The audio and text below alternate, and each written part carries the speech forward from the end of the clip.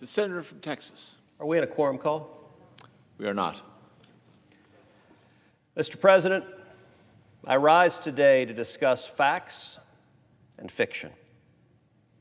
Recently, Fox News reporter Peter Doocy asked White House Press Secretary Jen Psaki about a Biden administration official's claim that Republicans have defunded the police by not voting to pass Biden's wasteful $1.9 trillion stimulus bill.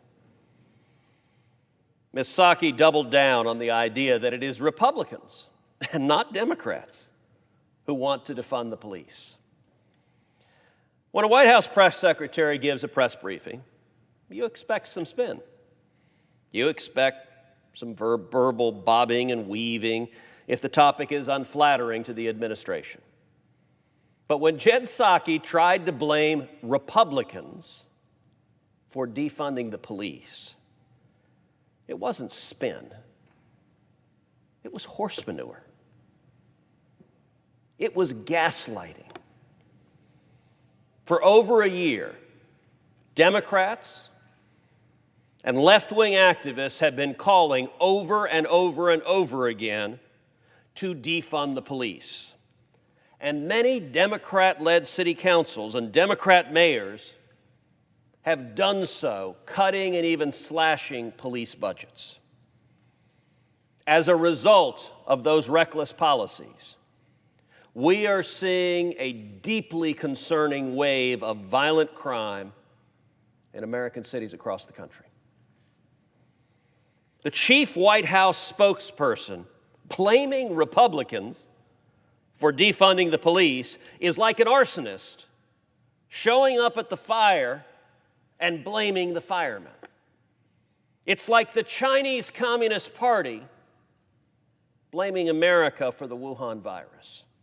It's like OJ saying he's going to help find the real killer. It's absurd, it's ridiculous, and Democrats know it. Let's look at the facts. Democrats have called explicitly to defund the police for over a year and have been successful in doing it. New York Mayor Bill de Blasio, a Democrat, last summer pledged to cut the NYPD budget by $1 billion. And then he did so. New York City passed a budget that did indeed cut $1 billion from the police department. Just a couple of months ago, de Blasio was forced to backtrack. He realized what a terrible decision it had been because now he's working to reverse it. AOC, the darling of the extreme left wing, has said, quote, defunding the police means defunding the police. And, quote, the fight to defund the police continues.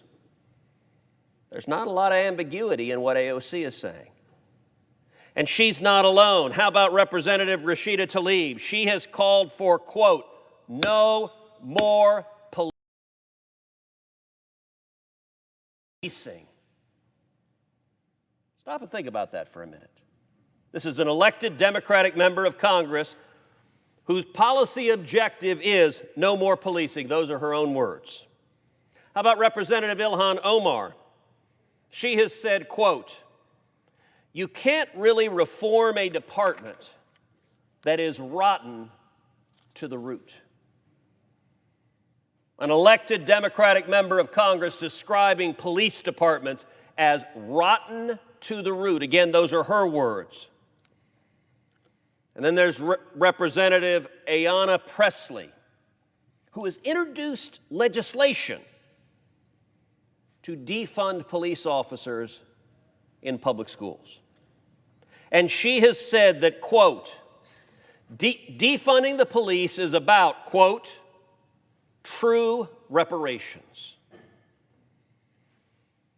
Well, maybe this is just a few fringe Democrats in the House of Representatives. Maybe it's not a broader policy of the Democratic Party. What about Joe Biden? Uncle Joe can't possibly support defunding the police, right? Well, if you thought so, you'd be wrong. Because Joe Biden nominated two of the leading advocates of abolishing the police, Vanita Gupta and Kristen Clark, to senior positions at the U.S. Department of Justice. One of them is the number 3 official at the Department of Justice. The other is the head of civil rights at the Department of Justice. Both had written as recently as last year explicit calls for defunding the police, and they got rewarded with helping run the Department of Justice. But surely you might say, even if Joe Biden gave in to the activists and nominated these folks, there are Democrats in this chamber that would say defunding the police is too much. Let's not go that far. Well, if you would say that, you would be wrong.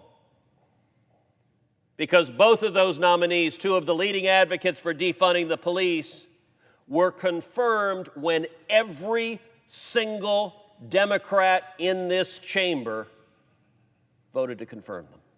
100%. The next time you see a Democrat describing themselves as moderate, reasonable, not one of those crazies, saying things like defund the police, maybe you should ask them why they voted to confirm two of the leading advocates for defunding the police to senior positions at the Department of Justice. Democrat-led city councils all over the country are following the same game plan. And they have voted over and over and over again to defund the police. Last year, the Los Angeles City Council cut the police budget by $150 million. Portland cut $15 million from its police budget. Minneapolis cut $8 million from its police budget. Seattle cut its police budget by 18%. Now, what do these cities have in common? They are run by Democrats. It is Democrat politicians who are slashing police budgets. And what have the results been? Well, sadly, these Democrat-led cities are reaping what they sowed. Crime rates are skyrocketing. The New York Times, hardly a right-wing outfit, the New York Times has reported that homicides in Los Angeles increased 36%. That homicides have increased in Portland more than 82%. And that homicides in Minneapolis increased nearly 72% last year.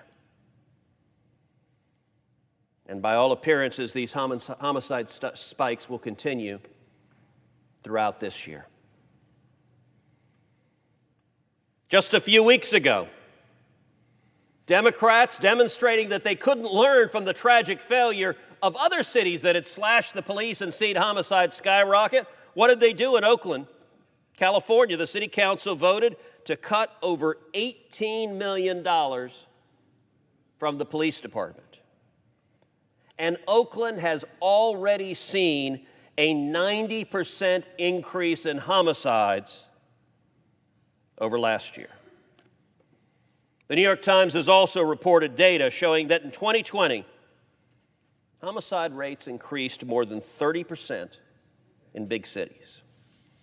And so far, they're increasing again this year. According to The Guardian, some preliminary data show that there were 4,000 more murders in 2020 than there were in 2019. 4,000 men, women, and children that would be living, breathing, living their lives, raising their kids, contributing to the diverse tapestry of our nation if it were not for the radicals slashing police budgets because of extreme ideological commitments and unleashing these crime waves. Now, Democrats know that the politics and the policy of defunding the police aren't working for them. which is why they're desperately trying to backtrack and blame and gaslight Republicans. Yeah, it's the Republicans that are doing this. Sure, that's the ticket.